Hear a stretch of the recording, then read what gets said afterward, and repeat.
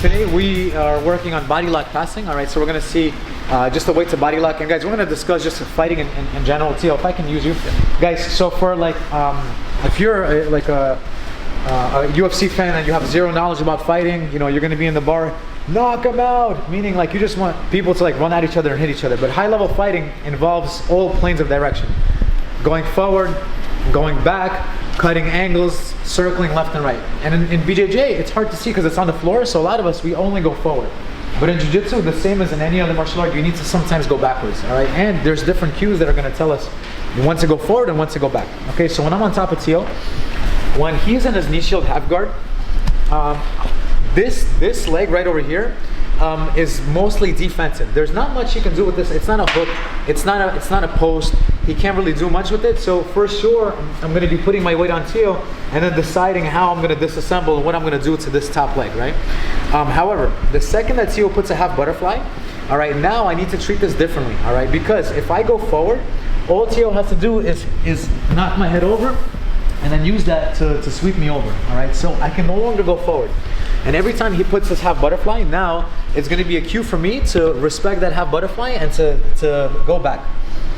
What is gonna be his, like, one of his strongest, if not the strongest things that he can do from his half butterfly is gonna be for him to take his bottom arm and to take a scoop grip under my leg. When he does this, now he can enter into my legs and go into different like leg locks, different sweeps, etc., back kicks, all right? And he can now have really good control over me, and it's going to be now difficult for me to back up, right? So I'm going to post my hand on his hip, and now as Tio goes for my leg, I'm going to start to back myself up. As he goes for my leg, I start to back myself up. At some point, I'm going to intercept the wrist. When I intercept the wrist, guys, I can grab it like this, or I can grab it like this. If I can pin it like this to the floor, it's going to be way harder for him to take it out.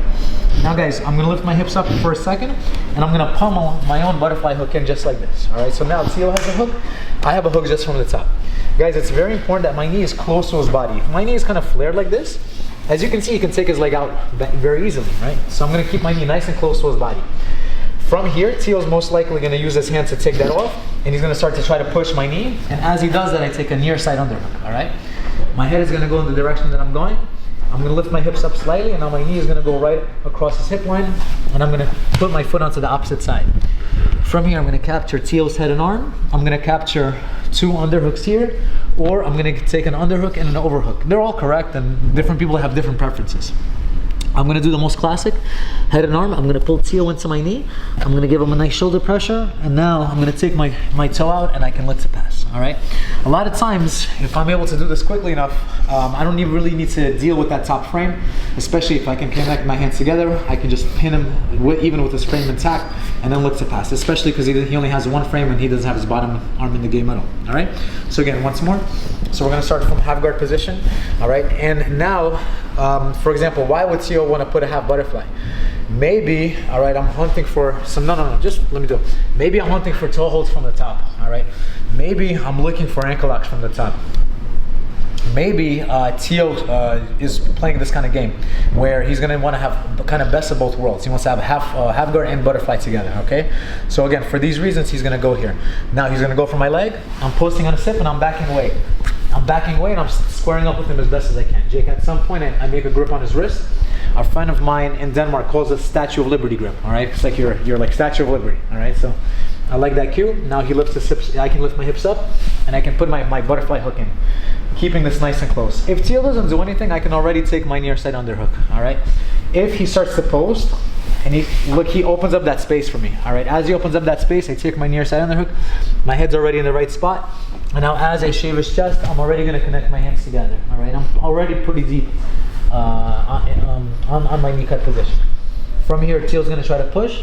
I'm gonna connect, I'm gonna give him the shoulder pressure, and then I can take out my toe anytime I want to and settle into a nice tight side control position, all right?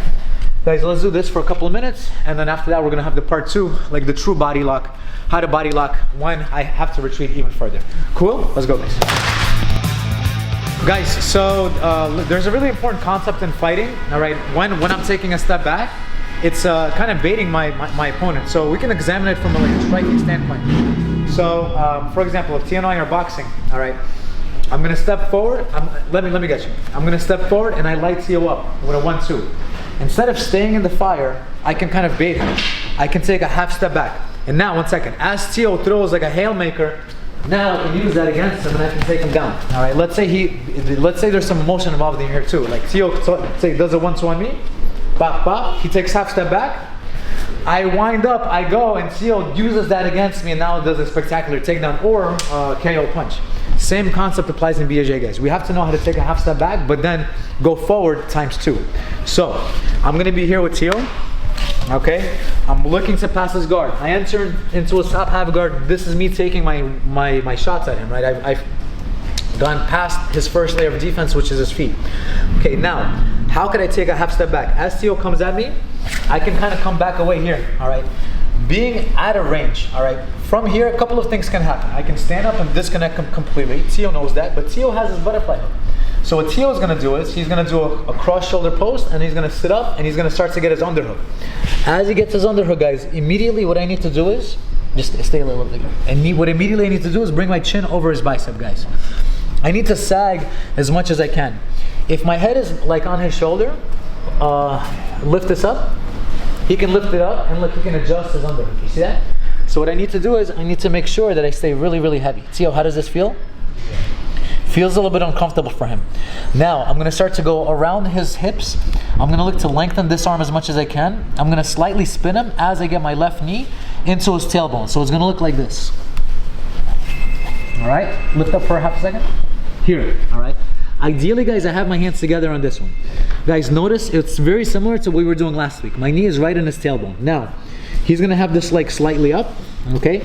So if his knee is facing the ceiling, what I'm gonna need to do is I'm gonna need to walk a little bit more to make his thigh as parallel to the floor as I can. You see that? You may need to make that adjustment depending on your training partner and depending on how they land. Now my knee goes over his. As soon as my knee goes over his, my head goes to his far shoulder.